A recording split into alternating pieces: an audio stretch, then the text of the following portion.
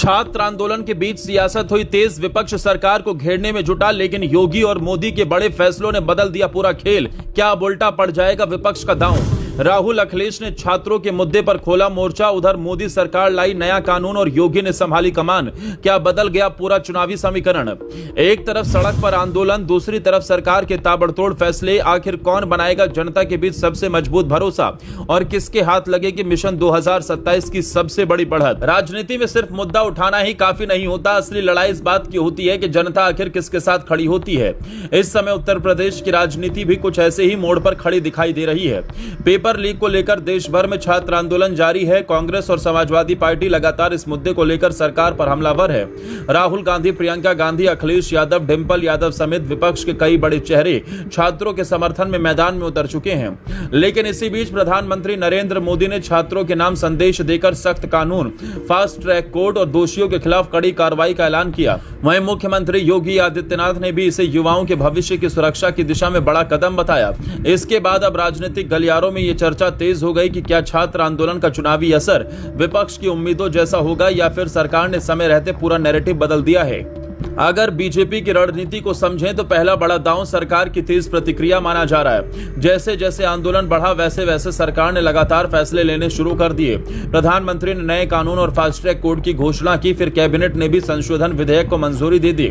सरकार ने साफ संदेश देने की कोशिश की कि पेपर लीक जैसे मामलों पर अब सिर्फ बयानबाजी नहीं बल्कि कठोर कार्रवाई होगी। राजनीतिक विश्लेषकों का मानना है कि इससे सरकार ने युवाओं के बीच जवाबदेही का संदेश देने की कोशिश की है। दूसरा बड़ा आधार मुख्यमंत्री योगी आदित्यनाथ का नेतृत्व माना जा रहा है। उत्तर प्रदेश में बीजेपी की राजनीति का सबसे प्रभावी चेहरा आज भी योगी हैं। कानून व्यवस्था, निवेश, रोजगार और प्रशासनिक फैसलों के साथ अब उन्होंने छात्र मुद्दे पर भी सरकार का पक्ष मजबूती से रखा है। तीसरी बड़ी ताकत संगठन को माना जा रहा है। बूथ स्तर तक सक्रिय कार्यकर्ता, लगातार बैठकें और मजबूत चुनावी नेटवर्क बीजेपी की ऐसी ताकत है जो चुनावी माहौल बनने के समय सबसे ज्यादा सक्रिय दिखाई देता है। यही कारण है कि पार्टी हर मुद्दे को गांव और बूथ स्तर तक पहुंचाने की कोशिश कर रही है। चौथा बड़ा आधार लाभार्थी वर्ग और विकास योजनाएं हैं। बीजेपी का मानना है कि राशन, आवास, उज्ज्वला, किसान सम्मान निधि, आयुष्मान और दूसरी योजनाओं से जुड़े करोड़ों परिवार आज भी उसके सबसे मजबूत सामाजिक आधार हैं। वहीं पांचवा बड़ा अनुभव किसान आंदोलन से जोड़ा जा रहा है। विधानसभा चुनाव से पहले किसान आंदोलन को लेकर भी विपक्ष को काफी उम्मीदें थी, लेकिन चुनाव परिणाम बीजेपी के पक्ष में गए।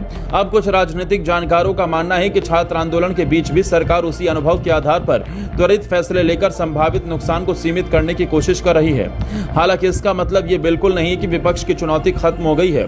कांग्रेस और समाजवादी पार्टी लगातार छात्रों के सवाल उठा रही है और परीक्षा व्यवस्था, रोजगार तथा जवाबदेही को बड़ा चुनावी मुद्दा बनाने की कोशिश कर रही है। आने वाले दिनों में आंदोलन कितना लंबा चलता है, सरकार के फैसलों का कितना असर होता है और जनता किसकी बात पर ज्यादा भरोसा करती है, यही आगे की राजनीति तय करेगा। फिलहाल इतना जरूर साफ है कि उत्तर प्रदेश में छात्र आंदोलन अब सिर्फ शिक्षा का मुद्दा नहीं रहा, बल्कि मिशन 2027 की सबसे अहम राजनीतिक लड़ाइयों में शामिल हो चुका है।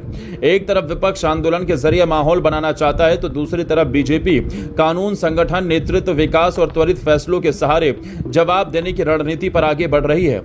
अब अंतिम फैसला जनता के हाथ में होगा कि वो किसकी रणनीति पर सबसे ज्यादा भरोसा जताती है।